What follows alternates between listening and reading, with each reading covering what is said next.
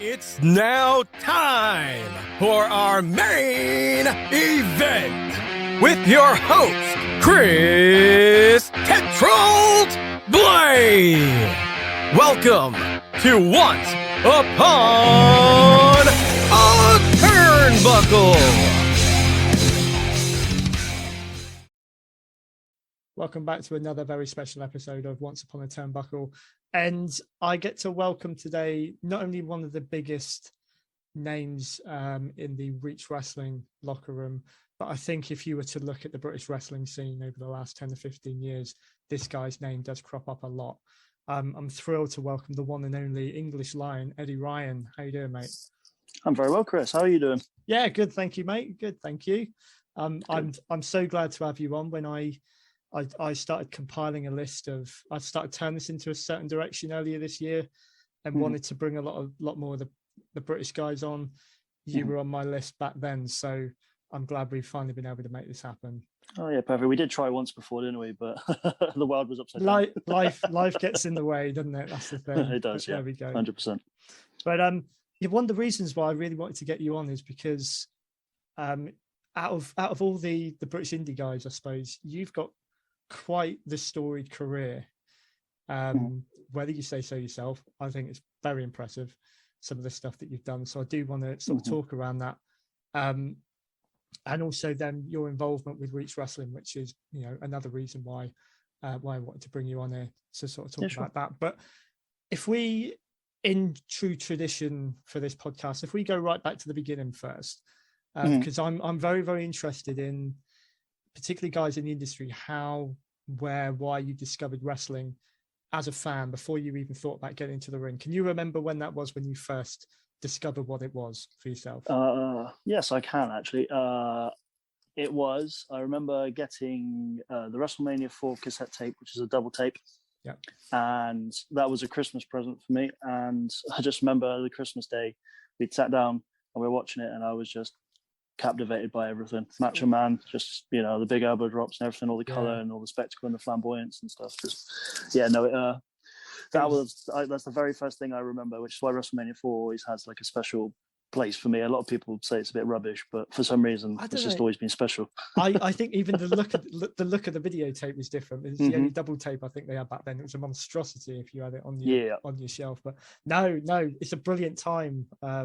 A brilliant era. I'm very much a fan of the late 80s, 90s. My first event that I ever saw was Survivor Series 88. So the same year. Very fond of that, even though, some people again might not think it's the most exciting. So I appreciate your love for that. And it's an iconic moment, really, Randy Savage becoming the champion, I think, and the mega powers and I think what makes it stranger is that I kind of had missed the Hogan part of that, if that makes sense. So like for me, it wasn't a passing of the torch or anything. So Savage was the first person that I had seen. Like I'd seen Hogan earlier on the card against Andre, but it was a bit of a meh match. Yeah. But, the incredible story they told was Savage. And we didn't have access to Sky or anything like that. So I didn't really see any of the build until the next WrestleMania. So when you see WrestleMania 5 and now the Friends and now fighting each other, I thought that was kind of a captivating story, especially if you go back and watch it. But so for me, I didn't even have the backdrop of Hogan to then go to Savage. So I didn't really see what the fuss about Hogan was until you go back and watch the first three WrestleManias. Yeah. Like, okay. Even then, I mean, I was a little bit on the fence with Hogan, I suppose. Yeah, he was the one that kind of got rammed down your throat back then when I first got into it. I much prefer the Ultimate Warrior. I thought he was a bit cooler. Yeah. But yeah, I appreciated he was the big guy then, but it was nice to see guys like Savage and then later Bret Hart come through. Yeah, for sure. And kind of over there. What age were you back then? What year were we talking about then? Was that the era, or was it sort of you started a bit like I did? I suppose you started with the older stuff. I started with the older stuff, so not to give away my age, but I was born in '85. So I was born into that era. So I sort of grew up with the golden era into the new generation, and then I was the right age for the Attitude Era because I was a teenager then. So I sort of grew up in the right way, if that makes sense. I wasn't an adult in the golden era, so I started as a kid, grew up into all the generations that needed to be. So I sort of started off at that golden era, and to be fair, I go back, and that's the bit that I enjoy watching more than anything, to be honest. Sort of the 80s and early 90s. I like to watch that. That's my entertainment, if I'm honest. Well, there's only a year between the two of us, so exactly the same. So I do appreciate exactly the same era. Who was your sort of hero then growing up across from that era? It would be Bret Hart. I think a lot of people from our era would definitely sort of say that, like my now, if I had to pick, it's sort of like 1A and 1B with Shawn Michaels, but it's only sort of really Shawn's later work. At that time, I don't think there was many kids who probably weren't a Bret Hart fan if you watched the WWF at that time. His storytelling in matches, I still find myself caught up in them. And so back then, it was the be all and end all. So it was Bret Hart for me. 92 was a good year, really. I found when you knew he got to that point. Heartbreak in 93 when he lost it, and I've done a show before on 94. It's probably one of my favorite years. Bret and Owen, I don't think you can get much better than that. Yeah, so I'm the oldest of five, and I have a younger brother, so I could completely. I'm not the younger brother. I'm the Bret of the story, if that makes sense. Yeah. So I 100% got it, and so when you go back and listen to like some of these podcasts, like with Bruce Pritchard and things like that now, where they say, like Vince didn't understand why two brothers would fight each other. I find that completely baffling because me and my brother just fought all the time about everything. So it made 100%. It's about as real as you can get, and in the world of professional wrestling, where at that point, when that was going off, I was starting to question it. People had started to say to me then, it's not real, right? And even though I was like, of course, of course I know that. In my head, I was really confused. But you have a thread like that. It really does sort of hold it together and keep absolutely it real, doesn't it? So that okay. So when was it then going from there, growing up in this golden era that it was? When was it that you first then started to decide or have serious thoughts that you wanted to start doing it? As a kid, I think we all do. Really, we want, as wrestling fans, we want to get in there and do it. But when did you decide, I am going to pursue this? I'm going to find a way. So for me, I never really knew how you could become a wrestler, if that makes sense. So it was never anything that really came to my mind until I got to my older age. So at that time of the Attitude Era, about 98, 99, 2000, that's when I'm sort of aging up into like 14, 15, 16. But at that time, sort of leading up into that, where like the WWF dipped at that time, 95, 96 is kind of that sort of weird time where it was a bit rubbish. I didn't have access to Sky or anything like that, and I had very much fallen more into pursuing football. So I'd started secondary school and I'd become a lot more active, started playing football, and I was seeing some success with football. So I was playing that at weekends, and I hadn't fallen out of love with wrestling. It had just been a case of I didn't have access to it, and it just didn't interest me all that much at the time. And so I started playing football more, started playing for teams and, like getting trials for clubs and things. And then that was at that time where Attitude Era started coming along. So now all of my friends who originally thought wrestling was a bit rubbish, now they like it too. So now you suddenly have access. You can go to your friend's house and now you can watch it because they have Sky.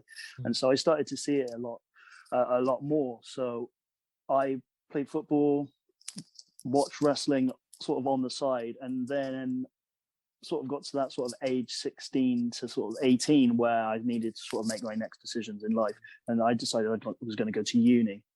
And it wasn't until I got into my third year of uni where I was just thinking about it, thinking, is this really what I want to do with the rest of my life? It was that. And I was quite, if you'd seen pictures of me when I was younger, I was just sort of tall and gangly, very slight in size. Right. So wrestling was never really an option for me. It was just like I wouldn't be very good at it.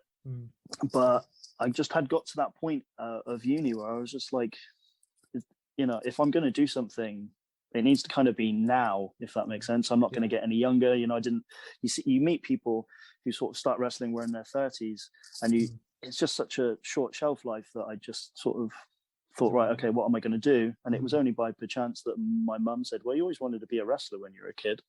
And I thought, well, yeah. Wow. Can't argue with that encouragement from the parents, can you? No. Really? So I went and found a local wrestling school just to see what it was like. And I was very fortunate that on my second training session that Joel Redman was there. And he sort of gave me side directions to where to get properly trained, because the school that was here, because there wasn't all that much in the Southwest when I first started. I went to that school, would have been in 2007, and the scene, there wasn't a scene in the Southwest, so to speak. The training schools were very sort of just backyard but indoors. So so luckily Joel sort of pointed me in the right direction and went from there. Cool. Was he training training at the time, or was a little bit more further along at that point? I always say this to him because I find it very weird, but Joel is younger than me by about a year or two, but he's about 5 years further ahead because he started much younger than I did.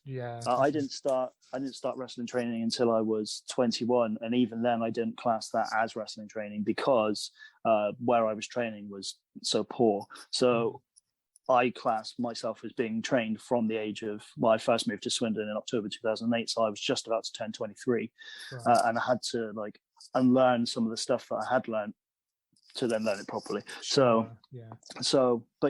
was about 4 or 5 years ahead of me, but he went a different way. He ended up finding a school who then pointed him in a direction of just going straight onto like the summer camps. So he didn't do like a great deal of training. He sort of like learned on the job straight away, if that makes sense, which is different to how a lot of people learn these days. They find a school, they pick up odd bookings here and there, and then sort of get a bit busier. But yeah, he was about 5 years ahead of me at that time, and he was building quite the reputation for himself, and he was already pretty good then. So luckily he was very kind to me, pointed me in a direction of better schools, and off I went. History. So thinking about your transition then from just training to then your first match in the ring, do you remember much about your debut, as it were? I remember it very vaguely. It was a bit of a blur because you're kind of, a bit panicky and nervous and all those kind of things. But I remember the venue, and I was just in with another trainee guy, and it was what it wasn't. Like, I'm sure if I watched it back now, I'd be like, a bit of a teeth dryer. But in my memory, I don't remember it being particularly good or bad. It was just, what it was, and it was just like that first sort of toe in the water to jump in and do more, really. So and it made you want to go back, obviously, because you're still doing it. So 100%. But it was organized by like the training school. So I moved to Swindon to train with 4FW in Swindon, which had a full-time facility at the time. They've since closed. I think they closed in like 2016 or 17. And so I was there, and they were running their own shows, so it was just one of their sort of little local shows. So I was just sort of thrown on and see how you do, sink or swim, and that was it. I'd only been training for about 3 months at that point. Wow, it always intrigues me. Yeah, how long? Because I suppose when you grow up, you think you got years ahead of training. Whether it is just recently, last 10, 15 years, it's changed as the industry really has exploded. But I hear people doing it for like a couple of months and then getting time in the ring. Other people sit it out and they're at it a lot longer before they get to that point. Is it just a confidence thing, do you think? Or you've got to have a certain amount of ability to obviously carry yourself? Yeah, I mean, it helps if you're in there with someone who has experience to guide you through too. The difficulty is when you have two people who are trainees or limited experience, you don't have that experience of if something goes wrong, or how to listen to the crowd or things like that. So when you're two trainees, you're just kind of the blind leading the blind, so to speak. But when it comes to like you say, there are some people who I know who have been training for months or years that still aren't quite ready, and for some people it clicks quicker than others. It's just a case of every individual is different. So I was lucky that, I picked it up quite quickly. I was keen to learn. I was at the training school 5 days a week. I knew I had to play catch up, because a lot of these, especially now, a lot of these kids are like 16, 18 when they start, and I was already 23 basically. So I was years behind. So I needed to sort of get my ass in gear and crack on. And get your ass in gear, you did. I think, looking at what you've done. So I mean, when your name first came across my radar, I will admit, which I've admitted a lot on this show, is there is a void with me and wrestling. We went through about 10 or 15 years where we didn't talk. And I kind of started getting back into it around about 2015, more on a more local level, when I realized down here in Devon there were shows happening with notable names on the posters. It kind of made me want to go and have a look. So I went to a show that Pro Wrestling Pride put on in Paynton, and I swore blind you were on that show until I've actually gone back recently to look at the results, and I found actually you weren't. So I think it was just through me following Pride at that point that I kind of I saw your name pop up. I was at I think it was the Heroes and Legends, the first one at Paynton, when Hacksaw Jim Duggan was there. And then it wasn't too long after that, I don't think, that you actually won the Pro Wrestling Pride heavyweight title. In Taunton, Yes, at Taunton, So we're going to fly around over a couple of years here. I'm not going to concentrate too much. I'm just going to let this kind of open up. But over those couple of years, around about sort of 2016, 17, looking at some of the guys that you got to work with. So one of your title defenses for the Pro Wrestling Pride heavyweight title was against Hardcore Holly. Firstly, obviously, obvious questions. These are obviously fanboy questions. What was that like, at that stage in your career, having a title defense against a legend like that? Weirdly, Bob Holly was one of my favorite wrestlers in that sort of Attitude Era.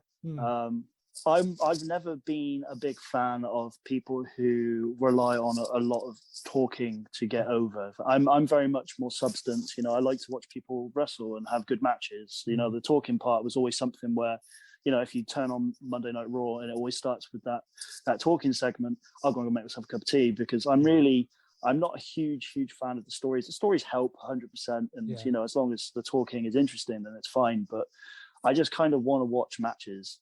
I'm very much like that. So, I always liked Hardcore Holly's matches were always believable.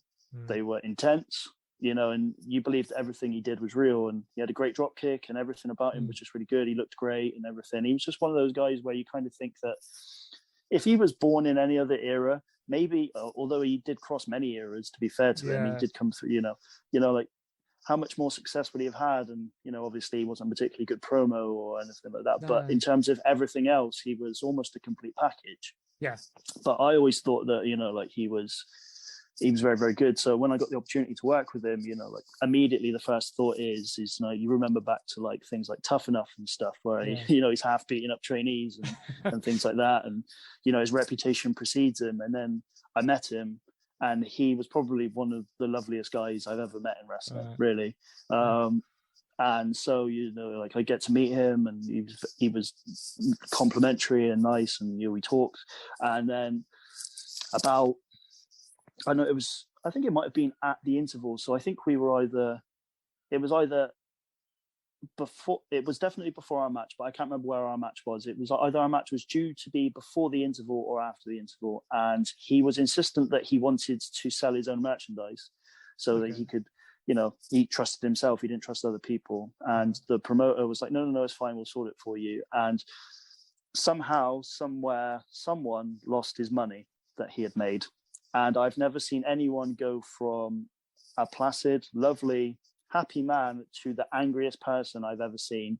He just launched a water bottle at the wall, which exploded everywhere. He had people up against the wall and everything like that. He was just losing his mind. And then once that got resolved, he went back to being as lovely as can be. And I'm just sat there thinking, I'm going to get it now, because he's angry, he's wound up, and now I've got to go out there with him, and I'm going to get beat up. But no, not a chance. He was lovely. He was nice and snug.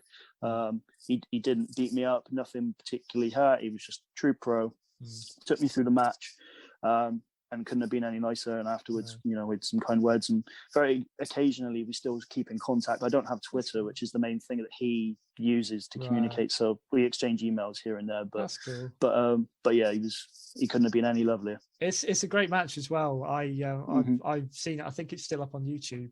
And he's a real sportsman at the end, isn't he? I mean, a lot of these guys who come out of that era, and they've got this reputation. I think it's great to see them.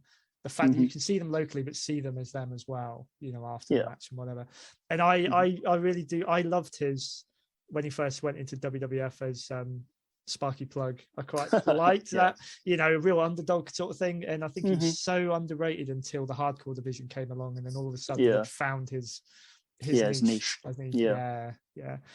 I'll throw some more names at you again. Just any memories in particular of working with names like this? This isn't just a name drop here. We always to talk about you, but I'm very interested in sort of the working with these guys, how it kind of shaped your career at this point.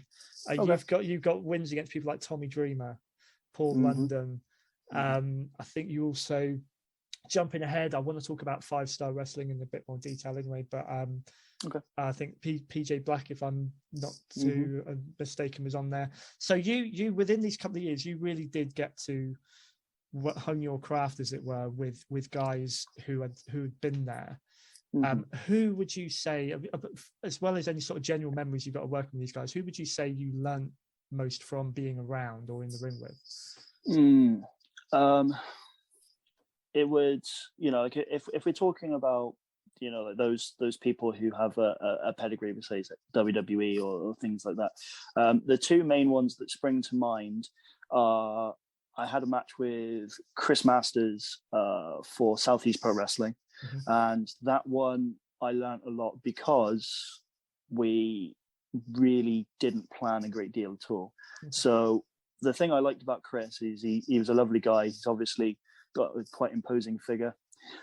Even though he isn't quite the Chris Masters that we would remember debuting for WWE, he is still got an impressive physique, and it's quite intimidating when you meet him because he's a gigantic person, but he's lovely. But the thing I learned the most from him was, like we look up to these people as being people who we see on WWE, and they have achieved all these things. But what he really sort of related to me was that we are really the same people trying to achieve the same goal. He's just further along the line. And so, like we planned a finish to a match, and he trusted me to call parts of it. And obviously I trusted him to call parts of it and tell a story. And that one I learned a lot, because that one was where I treated myself as an equal to someone rather than I allowed him just to sort of call the match and carry me, the rookie, along, if that makes sense. Yeah. And the other one would be Drew McIntyre at the Guildhall when he was TNA champion. And that was obviously a big moment because he had some mega momentum behind him at that point. It was in my hometown at the Guildhall, which is obviously quite a prestigious venue. And again, I could have very easily been, the guy who's just like, I'm here to learn from you, so you tell me what the match is and I'll just be, generic wrestler B. But instead, he had done his scouting too. He didn't want to be in there with people that might potentially injure him, because obviously being TNA champion, it would have put a halt to things. And so he had done his research. There was a few of the Scottish lads who I knew from 0-1 wrestling out in Japan. And so they had given him a good recommendation of me. So he came in, and again, we put a little bit of a match together, but called lots. And he gave me a lot of credibility, to the point where he gave me a false finish where he put his foot on the rope real last minute, so everyone thought I had won. And then we just switched it around. So, brilliant. But like, he taught me a lot about things like creating drama in matches and things like the real storytelling aspect of it, and like little snippets like that. But yeah, those are the main two of, if we're talking about guys who are currently in WWE or have been in WWE. They really, really helped me a lot in those matches. Is that match with Drew, was that for the TNA title? Did I read somewhere you won that opportunity? You got you won a number one contendership match for that one. That's amazing. Didn't realize that was in Plymouth. Actually, how special was that? Yeah, that's amazing. It was incredible, honestly. Until I came to do like the NXT UK stuff with WWE, that was like a proper like goosebumps moment for me. Yeah. And it's still very important, especially when you go and you see what Drew has become. Right. and Exactly. again, like you see where he's gone and become, and it's still very strange that like occasionally like you'll post something on like Facebook or something like that, and you'll get a like, and you'll be like, who's that? And it's him, and he's still keeping tabs a little bit on what I'm doing. It's just it's nice. He could have just been like, I'll forget this trainee, but I mean. When I was growing up, you probably felt it too. British wrestling in the mainstream wasn't really that well presented or represented. You had Steve Regal, you had British Bulldog. You didn't really have much else. If you were to sort of put your spin on it as to what's changed or when it changed for British wrestling, this sort of invasion or insurgence now that we've got on the main promotions, where do you think the tables stand? So the way I see it is when the World of Sport era came to a close, and everything started to wind down from the hot era of our time, so to speak. A lot of those guys kind of just went away and took all of their knowledge with them. Yeah. So they didn't. The way the wrestling business works is you learn from everyone and then you give back, so that those people underneath you can then take it to a higher level and then give back. So it just, it's like a cycle, and it goes round, and we improve it. Yeah. But what happened is a lot of those, British guys, once the World of Sport era kind of crashed, they kind of just thought, well, I'm getting out of this, and off they went, and so there wasn't that passing of the knowledge to the next generation. And so what happened is you had a few people like your Jody Fleisch's and your Johnny Storms, and in my case, like your Doug Williams is someone who's I massively look up to. They're basically trying to learn their craft from just making it work themselves, and you had these people bridging the gap, which wasn't, there was not much there, which is why a lot of these people ended up having to go elsewhere, because there's nothing for them here. Okay. And so that's why Doug ended up in Japan, and Regal ended up in America, and Dave Taylor ended up in America. So then it sort of comes to the time, because again, when I started in 2008, the British wrestling scene was still pretty poor. There were a couple of big promotions at the time, like I think your 1PWs was still kind of in existence, and FWAs, but for the most part, like most of the shows in this country were run, and they were very small, and they might have 20 people in the audience and stuff. Like it was bad, like I remember wrestling in front of 7 people. It's just the appetite for wrestling wasn't here, and we kind of followed that cycle of WWE. So when WWE's hot, the whole scene's hot. And so WWE in 2008, like I don't really remember anything that was sort of happening at that time, but I know that it wasn't particularly popular. It sort of dropped off a cliff after about 2004. And so, like you have these guys who are, trying to bridge the gap for us. And then at that time, around about 2008, that's when you start to see better quality training schools starting to pop up, and then better quality trainees are starting to pop up. And, like then there's this scene as a whole, you're kind of pushing everyone along, because like you see so and so's getting popular, and you kind of want those spots, so then you try and get better, and then that pushes someone else to get better, and so that's why we've seen this sort of revolution of British wrestling, because we're all sort of, it's almost like a what's the right word, it's a synergy, because we're all working harder, and it's elevating the level much higher than it was before, and everyone's sort of giving back. And then you get some of these guys who have been away, people like Doug, who was at TNA, and he comes back here, and now he's passing his knowledge back along, and that's how we've got to where we are. But that's where it really started to pick up, is once we managed to get that knowledge back.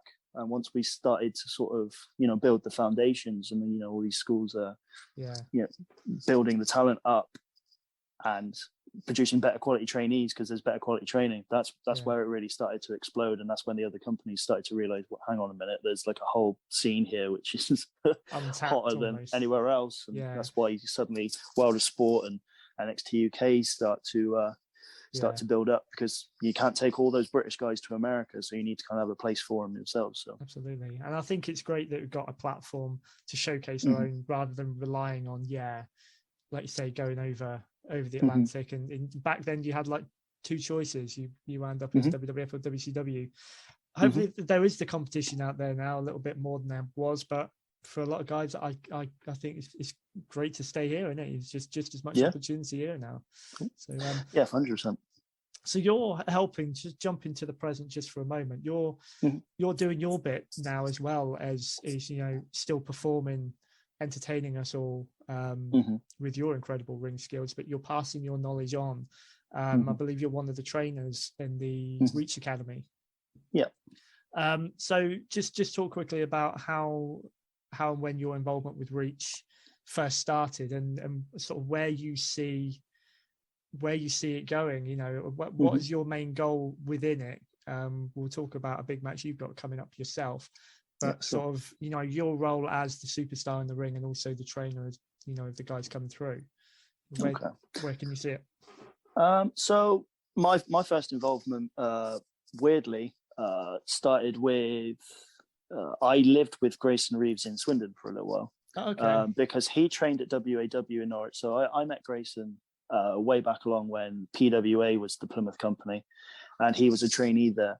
And he asked me what he needed to do to, start to get successful and things like that. And I just said exactly the same thing as what Joel said to me. You need to get out of the Southwest, because there's not a great deal down here. We're kind of on that sort of appendage of the country where there's a handful of companies, and you need to go to a full-time school, and you need to get better trained and get places where you can get to shows. And so I gave him a couple of contacts. WAW was one of them. And then before I knew it, he was up and moved to Norwich, and he was there training. And so fast forward a couple of years, if you've ever tried to drive to Norwich from Plymouth, you'll realize that it's a very, very long way. Yes, I've looked at it on the map. I used to work in logistics. So I tried to route a few people that way. But yes, I can. Yes. So I think after a while, he got a little bit, I think we all do, like even I did in Swindon, and Swindon's only like 150 miles. I think he got a little bit homesick. And so just randomly one day, he sent me a message saying, "Do you still live in Swindon?" And I was like, "Yeah, I'm still based here." And he's like, "I'm moving there because my friend lives there. So like, do you think you could like help me get set up with a few things, like the gym and stuff?" And I'm like, "Yeah, sure, not a problem." And so he was here. He was there in Swindon. And so that was how that started. We just sort of started as people who were just people who went to shows together, basically. Right. And then around about 2018, maybe at the start, that was when PWA, I believe, sort of started to, decline a little bit. Yeah. And Matt said about potentially running shows with Jason King. And I was like, well, it's going to be hard work and stuff, but if you think you can do a better job than them, then crack on. Yeah. And so they started just slowly going about putting on their own show, and he asked if I would be involved, because obviously at the time I was starting to get some traction and some popularity. I think their first show was 2018, so I would have already done the 5-star stuff at that point. Yeah. And so I'd been around the Southwest for so long, and been especially the Plymouth crowds and things like that. I think it sort of just became if you run a show in Plymouth, you kind of have to have him on, kind of thing. Right. Okay. And so he obviously said, do you want to be on and stuff? And I said, yeah, sure, that'll be good. I always like to get home. It's always an opportunity for me to get home, because I was always so busy that getting home for a weekend isn't kind of a thing you can do. So I don't find myself in Plymouth maybe like once or twice a year in the end, which when you love your hometown like I do, it's kind of a bit rough. But you get used to it.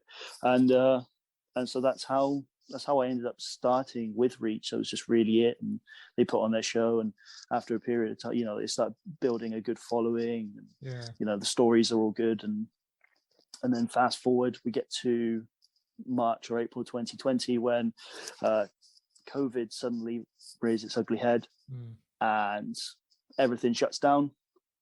I was working full-time at my job. I was working from home, but I was in Swindon.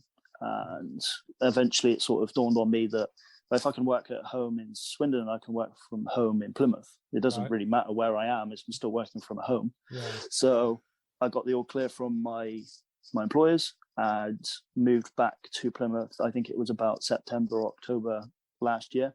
Right. And I remember being down there, and I popped along to the training school to take a look at the trainees. I'd done some seminars for them and a few random training sessions for them along the way whenever I was back home, just to try and help them out and try and pass on a little bit of knowledge.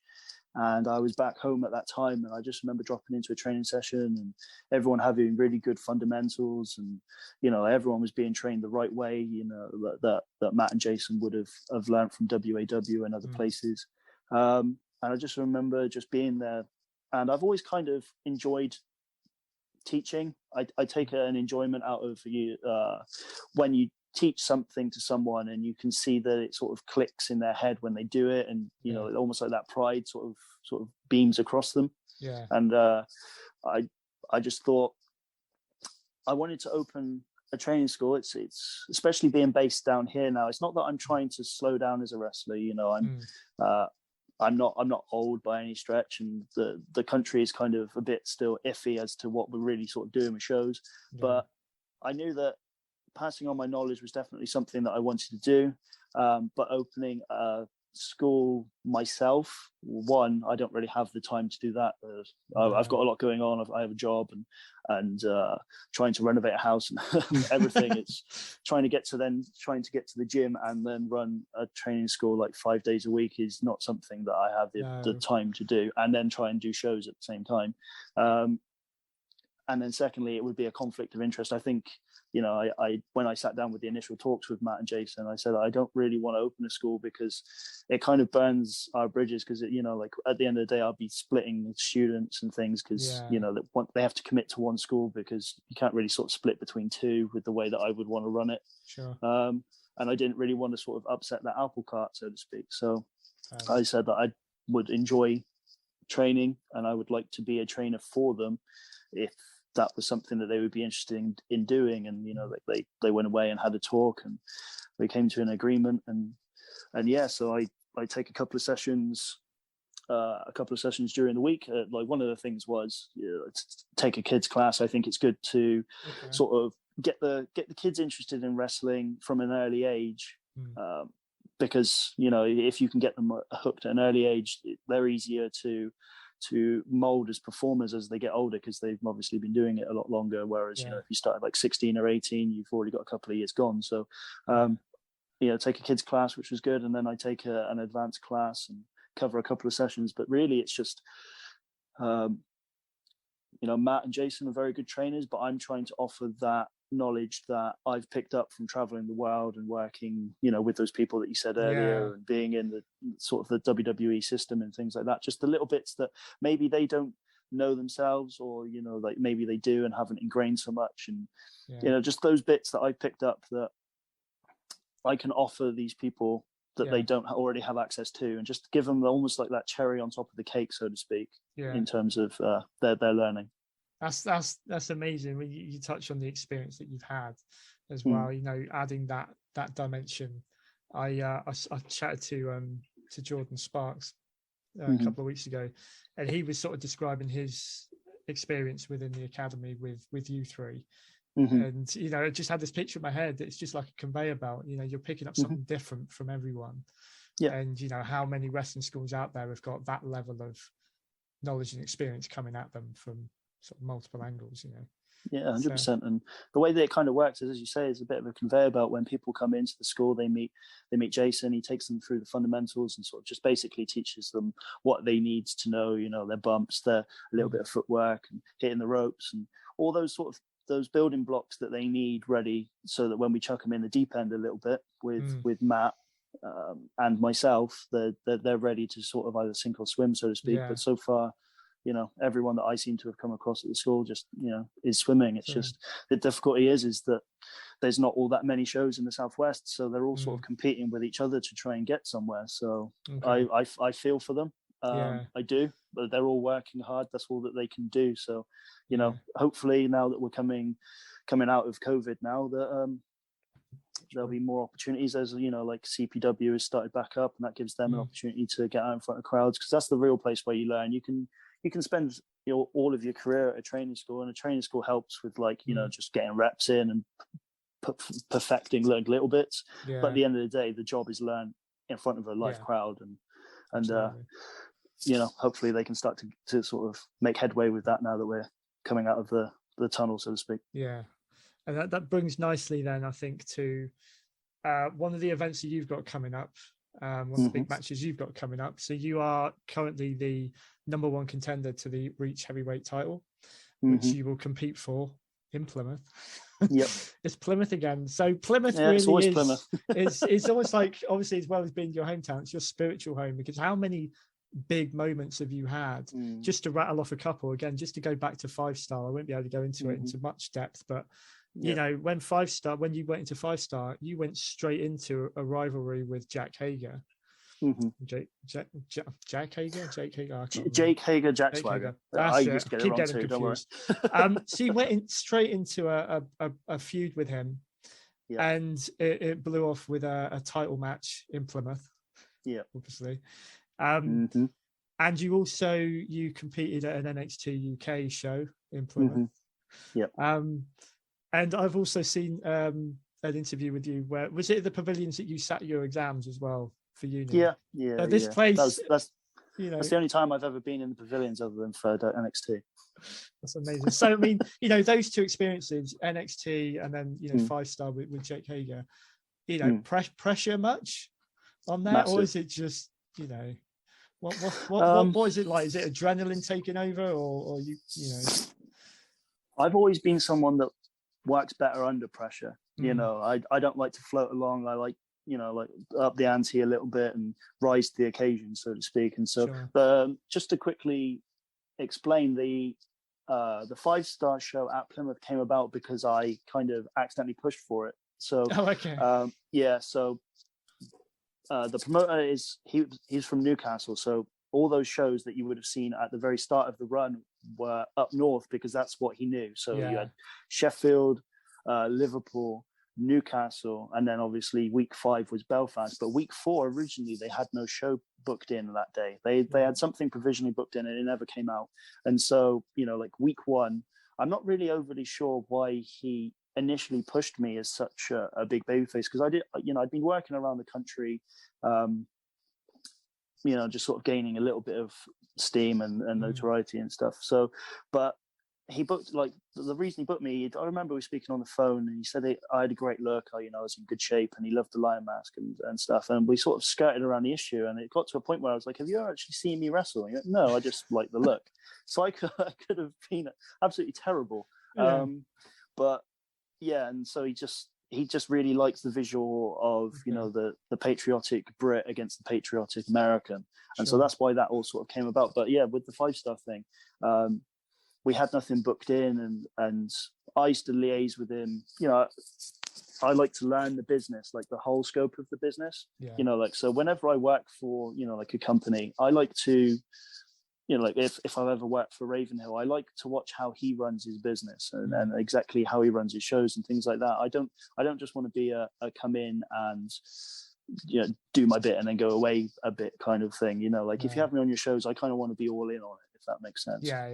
And so he was talking about what he needed to do for week 4. Maybe he would have like a recap show, because it was just live TV, and I'd never done live TV at this point. So like I'm literally at these shows with Rey Mysterio and Rob Van Dam backstage, literally going to them and asking, can you help me? I have no idea what to do. I've never done live TV. I've never done like promos specifically before. And so I'm literally begging these people to help me, and then I'm seeing people, like online, because online can be a horrible, toxic place. They're like slating my promos and things like that. And it's just, well, I have no idea, guys. I'm doing my very best.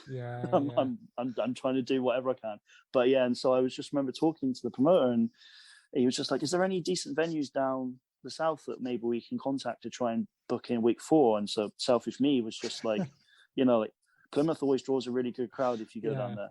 And now if you ever go back and watch those 5 shows that they did, the Plymouth one was the best. And there was a reason that WWE then did NXT UK in Plymouth, it's because they watched the show and saw how good the crowd were. Okay. So WWE watches everything. So I just remember saying, try the pavilions. They were doing all these big, 10, 12,000 seater venues at the time, which was specified by the TV company. And so Plymouth Pavilions is about 2,000. And so they did that. They sold that out, and that was by far the best show that they did there. I remember all the performers coming back afterwards, because I always, I'm proud of where I'm from, and I'm very open about it.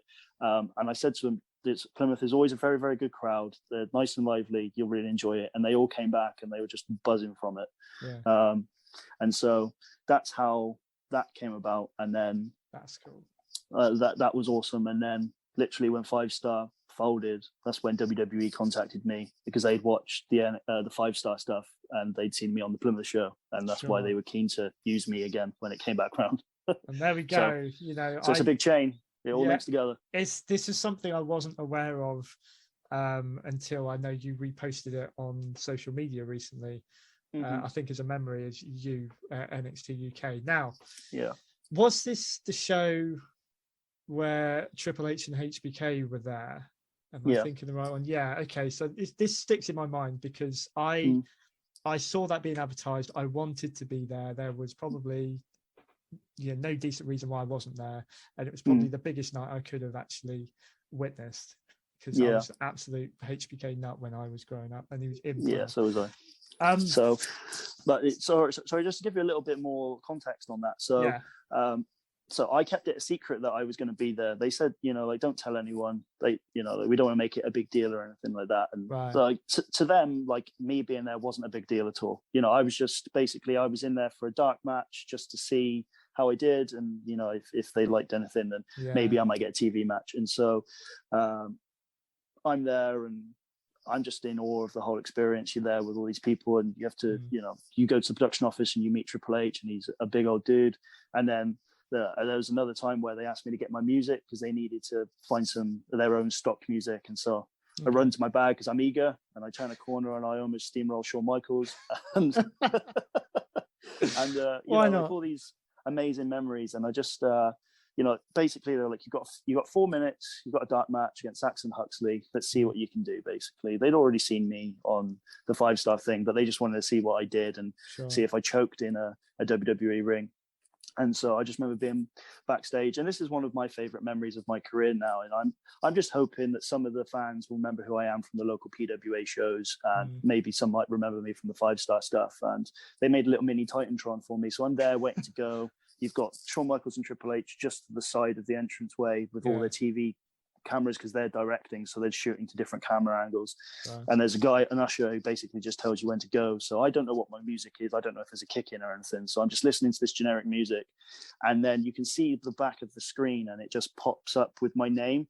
And honestly, just for myself, it was the biggest pop I've ever heard. And I just remember looking to my right, and I've got goosebumps at this point, because it's like, wow, this is special. And I just turn and look, and Triple H has stood up with his hands on his hips, just staring at me like I've done something wrong. And so like the usher's like, go. And so I go, and then it gets a second pop, and honestly, it was just massive adrenaline. It was brilliant. And I go out to the ring, and I get in the ring and look out, and it's, all these fans are so, appreciative on there. And it's almost like they followed my journey, and they feel like they're a part of it, so to speak. Yeah. And so I'm in the ring, and the announcer and the referee are smiling, and they're like, you're kind of over here. And I'm like, apparently so, yeah. And so I'm working through my match with Saxon, which is, as I say, 4 minutes. It's not long at all. And so we're halfway through. He's got me in a chin lock, and the referee leans in, and he says, Hunt is in my earpiece. He says, Eddie's got to go over, because I'm just the jobber. I'm supposed to be losing to the guy. And so I'm like, so now I'm thinking on my feet, thinking I now have to change my match around. Yeah. And so we get there, and we get backstage, and as I say, Triple H is there. He stood there with his hands on his hips, and he's just like, are you the hometown boy? Yes, sir. That's why I'm here. And he's just, no one told me. And so he was explaining that if I had lost, they would have lost the crowd for the whole show. Yeah. And so they didn't want to kill the crowd. And so that's, that was a little thing for me. And I got loads of positive feedback, and, like I did well thinking on my feet, and it looked well on me, and things like that. And they didn't realize I was going to be as popular as I was. And I was like, neither did I. And, and then the reason the only reason, and I find this quite funny too. The only reason that they didn't plan to go out at all that night. The only reason they went out is because, and this isn't to sound big-headed. It's just obviously I'm just from there. It's because all the other guys weren't getting the same reactions as me, and so they needed to find someone that would get a bigger pop, and so that's why they went out to rejuvenate the crowd. And it was just a complete surprise, and it was just let's go out and have some fun. It was never planned in or anything like that, but that's the reason that they went. And I just remember my friends. I told my friends the story because they were obviously old-timey wrestling fans, so they were from the Attitude Era and before. And so I told them the story, and they all had to say thank you to me, because if I hadn't have got that reaction, then they wouldn't have seen Shawn Michaels and Triple H. There you go. Would have been a wasted trip for him, really, wouldn't it? But I know. That's amazing. What a memory! And am I right in thinking you did get another match under NXT after that? Yeah, I did so well. They were so happy with me, and the reaction that I got, that they were building. They would be building Fabian Eichner at the time, and Imperium, I think their tag team name is, isn't it? And they were trying to get some traction, and they just thought that putting him in there with me and me losing to him would get him some good heat and some good traction. So they popped me in there with him, and we got a nice 7-minute TV match, which it was nice to be on. And sort of, even if I don't achieve anything more than that, at least I can say that I had a match for WWE on TV on the network. Absolutely, and it's still on there, because I managed to watch it. Perfect. Saw a clip of it. So, was there any discussion after that of any more with them? Has it come across your radar since? Yeah. So the most difficult part is that we had the conversation afterwards. They were like, "We're really happy. You did a really good job. You're a total professional. We have absolutely no problems. They gave me little bits of feedback here and there to work on, which is, as I expected." And they said, if anything comes up, we will be in touch. And it's just one of those things where they stay in touch. I'll drop them a message, because at the end of the day, they're looking at hundreds of people. I get it. They're the pinnacle. They can pick and choose from whoever they want to. So the squeaky wheel gets the grease. So every maybe 6 months or so, I'll drop an email into the contact I have, and we haven't forgotten about you. Sure. We'll be in touch when there's something. So it's very much just sort of the waiting game. And so I just sort of try and keep myself ready and try and keep myself fresh, so to speak, if they ever want to take a look. But yeah, it's just one of those things. And I suppose the most difficult part of it is if they'd said, like, you did this absolutely rubbish, you're crap, and we don't want to talk to you again, I'd be able to sort of accept that. But it's when they give you good feedback and then still don't contact you, it's kind of like, what more can I do? Well, you never know. The next opportunity may be around the corner, when they may well see your match with Charlie Sterling. Maybe. Bringing it, nice segue into what you've got coming up. So you're another big match in Plymouth. I think it's December the 5th, I do believe. Yes. Yes. So I won't ask you what's going to happen. You're probably going to have a fairly, good idea of what you want to happen. Just in a nutshell, your history with Charlie Sterling, going into this match. How do you foresee it, being for you? I've known Charlie for a very, very long time. Actually, it's got to at least be a decade now. We've crossed paths, and the good part about like us Southwest boys is that we've all, like Joel kind of set the benchmark, and then people like Charlie and Nicky Riley and myself have always just strived to just try and meet that. And then by doing that, it elevates the level of, of what the Southwest competition looks like, so to speak. So, like it helps. And then obviously the underneath people, we help try and elevate them. That's what helps the scene get better. But in terms of Charlie, anyone will tell you this. Charlie is probably one of the most naturally talented people that they have ever met. Honestly, Charlie, you can ask Charlie to do something and he can do it. It's almost sickening at how good he really, really is. And that's, quite evident now by the fact that, Progress are taking a look at him and he's starting to gain some traction and things. And hopefully there's some big things on the horizon. But in terms of what I want to happen in Plymouth is our paths have crossed so much. And he may well be so good, but I think his overconfidence might be his downfall there. And I'll just have to sort of play the wily veteran card, I think, and and see if I can wear him down enough. But yeah, we've crossed paths a lot. We've been tag team champions at Chaos. You know, I think we know, much like you know, me and Joel, me and Nick, me and Charlie, we've all crossed paths so much. I think we just know each other inside out. So it could just be a pick 'em. It could just be someone has a good night, someone has a bad night, I think. Well, let's hope that you have the good night. So I'm hoping so. This is like 2 years in the making, or 3 years, or whatever it is that they say. So yeah, it's about time we come good. Cool. So I would love to be there. I haven't got a ticket yet. I don't know my availability. I would absolutely love to see this one. I got to see you in Tavistock, and you had a great match there. And I think, wishing you every success in that match. It would be great to see you come home. Well, you're already home, but come home with the belt. You know, absolutely. Lovely, thank you. No worries. Well, I'll just a couple of sort of quick fire questions before we wrap it up. Again, bringing it back to your fan self now, I suppose. So we're going into Survivor Series season this time of year. I always absolutely loved it when I was growing up. This was one of my favorite times of the year. I actually looked back earlier on. I watched the Survivor Series from '98. I forgot how good it was. You know, I downplay the Attitude Era a little bit, but actually it was good times. Survivor Series wise, have you got a particular favorite or a particular favorite moment as a fan that you can always go back to? I think especially for people of our generation, so to speak, I think Montreal, Survivor Series '97 will always be a big one. Part of me still thinks that that's a big work. Everyone sort of came out of that good, if that makes sense. You know, Bret came out looking like the ultimate babyface, Shawn the ultimate villain, Vince the ultimate villain. It's just everyone came out of that okay. And I'm just thinking, maybe while WWE now might not be as clever as it once was, I think that's definitely something that Vince could have orchestrated to work. You know, I think at that time, I think it's definitely something. But I think this is a weird one. I can't tell you specifically which Survivor Series it is. I want to say maybe, is it '87 was the first one? Yes. 87. I can't remember whether it's 87 or 88, but it's the random tag team Survivor Series match, which has like 20 people stood on the apron. Yeah, they did one at each. They did one at each, 87 and 88. 88. That was my first match I ever saw, because obviously I started that event. It's the one with the Bulldogs, the Hart Foundation, the Conquistadors. It's just so many people stood on the apron, and the match goes on for about an hour, and you can't, if you're a fan, you can't see what's happening. Surely everyone's just blocking the ring. Yeah. And that is weirdly one of my favorite matches, not because it's anything particularly good, but because of how completely stupid the whole thing is. Yeah. If it's the 88 one, that is still one of my favorite matches, because it's one of my first ones.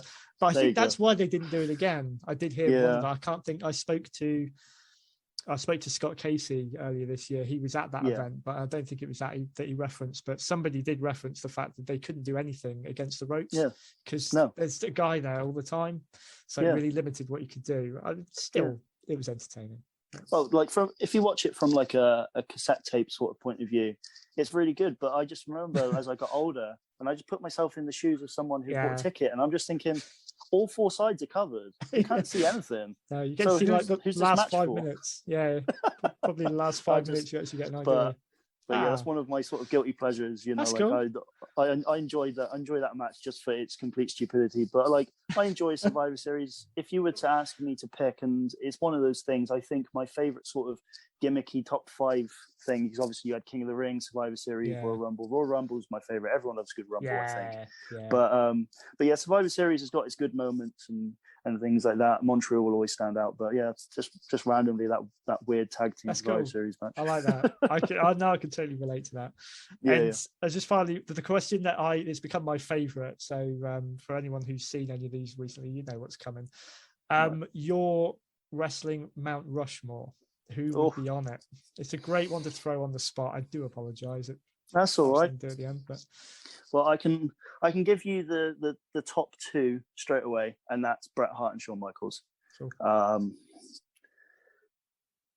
Just because, as I say, I grew up with Bret, and I think as good as Shawn was in the second part of his career, when he sort of went away and got better and came back again, my favourite well, both of them really. Both of my favorite incarnations of both those people are 97. So 97 Okay. Bret Hart when he's the heel. Mm-hmm. I think his heel work there. I love babyface Bret Hart. I thought he was fantastic. I patterned some of my work after him because of his selling. He was a fantastic seller and he told great stories. Yeah. But 97 Bret, when he was bitter and angry, when he turned with Steve Austin in 96 and then had that run of hating America, I think that might actually be some of his best work. It's his best promos. Not from an in-ring point of view necessarily, but from a character standpoint, I think that bitter Bret was very, very good. Can't argue with that. But also 97 Shawn Michaels, when he was so arrogant because he knew how good he was, Shawn Michaels, when he was sort of DX Shawn Michaels, like those two at that time were amazing. And I'll still go back and watch anything from those two in that era because they were just like leagues above everyone else. It was unbelievable. I think if I then, so I've got two left. A big inspiration for me when I first started trying to get into wrestling, Eddie Guerrero.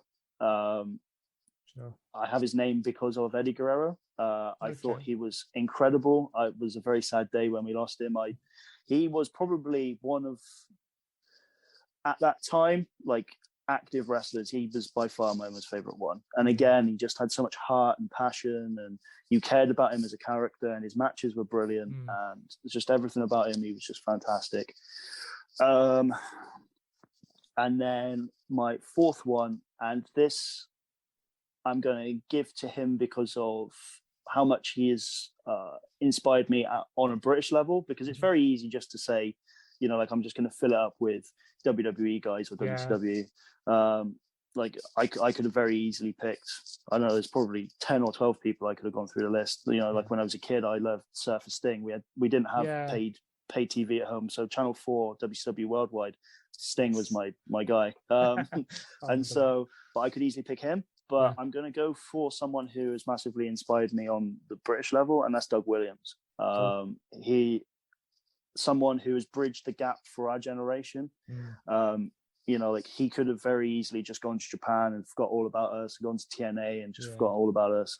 But he, you know, he went away basically carrying British wrestling on his back, with a few others like Jody Fleisch and Johnny Storm. There wasn't all that many guys who were flying the flag for us in that time. And Doug is one of those people that not only carried the flag, but, you know, he really elevated it. You know, if you listen to, you know, like Vince Russo's podcast or Eric Bischoff's podcast, from when he was in TNA, like, you know, all those people who worked with him in TNA, they talk about how incredibly good he was. And part of me is a little gutted that I wish he could have had his prime now, if that makes sense.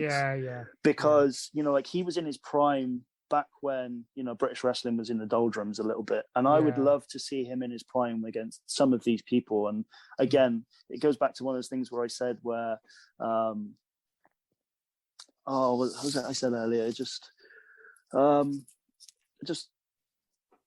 wish that he could have, you know, like love to see him now in any, like he was great in the era that he was in, but I would love to see him in another era, because now he would just be even better than he was, if that makes sense. You know, with all these, you know, people now around the scene, you know, like he would just be, you know, like he wouldn't be in this country. He would be in WWE, and he would have the recognition that he definitely deserved. But you know, he's someone that I've patterned my style after, and you know, and he's just someone that is you know, he's done a lot for a lot of us in this country, and I think sometimes that goes unnoticed. But for me, like when I got into wrestling, the first show I ever watched live was the 2008 Pro Wrestling Noah show in Coventry at the Sky Dome. Okay. And so I didn't really know a great deal about Japanese wrestling. I'd seen some on the Wrestling Channel, but not much. I'd seen him on the FWA stuff or the Real Quality Wrestling stuff that they showed on there. So I knew of him, but then watching him in person, he has this like silent charisma that you just pay attention to, and you're just drawn to him. And I just remember that looking at everything that he did, everything he looked like. a wrestler. He looked like a professional. Everything he did was, believable. And I just remember thinking, if I'm going to make it in this business, I want to that's someone that I want to look up to and be like. I'm not the most overly charismatic person in the world. I'm not like a Shawn Michaels who's over the top and silly. I don't cut amazingly witty promos like The Rock or anything like that. I know where I am in terms of wrestling. I'm very much more steak than sizzle, so to speak. And Doug was always very much that way. He let his wrestling do the talking rather than having to talk it, if that makes sense. I think that's the British way. As far as I can see, when I grew up with British wrestling, because I grew up with the American wrestling all the time, what I saw with the British wrestling was almost uncomfortable to watch because it was really different. I respect it a lot more now because I think that is the epitome of wrestling. If you're looking at it as a sport, look no further than what the Brits did. Absolutely.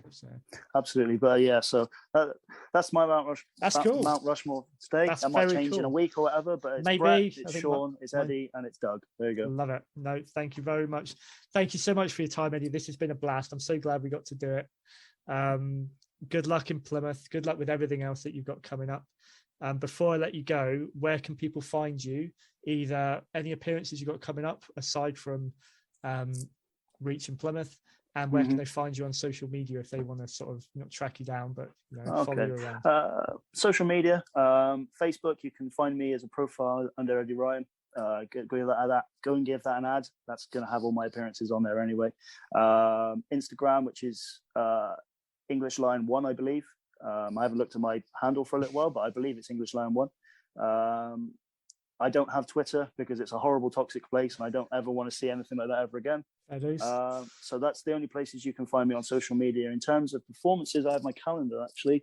Obviously, they got the St. Austell show for Reach coming up. I'm not actually at that one. I'm in Stroud for Southwest Wrestling coming up, and I believe that is the 14th of November. But let's have a quick look. 21st November, weirdly, actually. 21st November, CSF in Trowbridge. I am wrestling Doug for the CSF All Nations Championship. So you can catch me there for that one. So try and get along to that one if anyone's in that sort of area. It's always a good show, Trowbridge, always a good crowd, so hopefully we can get that one packed out. That'd be brilliant. Oh, good. Have you faced Doug before, or is this? Yeah, we've had a handful of matches against each other. I'd say we've probably wrestled like 4 or 5 times against each other. I've always wanted to do a tag with Doug. I've just weirdly, I don't know why. Probably because it's kind of like the teacher and the pupil type thing, maybe. So, but awesome. We've wrestled a handful of times, but hopefully. That'd be cool. This one will be better now that I'm a bit more seasoned than I was back then, and Awesome. And he's had a bit of a rest too because I know his neck was quite bad for a while. Yeah, but as from what I could see in Tavistock, he's still got it. So absolutely, that match was incrable. I was a curtain sellout. I was stood behind the curtain watching the whole thing. I bet everyone was, to be fair. I don't think anyone was lingering. There's no 2 better wrestlers in this country in terms of wrestling than those 2 people. Like Joel is fantastic at that type of thing, and put him in there with Doug, and you got 2 masters of their craft, just having fun, so to speak. That's what it was. There we go. Anyway, Eddie, I will let you go now. Thank you so much, sir. Lovely. I look forward, hopefully, if I'm at a Reach show, or if you fancy coming back on at any point, we can delve into a few rabbit holes. Be good to speak to you again, mate. Yeah, absolutely. I've enjoyed it. I'd love to be back on sometime down the line. Thank you, bud. Ideal. Take care. Lovely. Bye now. Yep.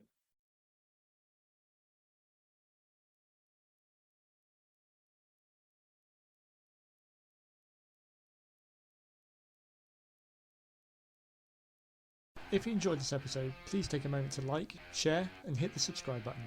Also follow us on Facebook and Instagram at Once Upon a Turnbuckle to keep updated about all future shows.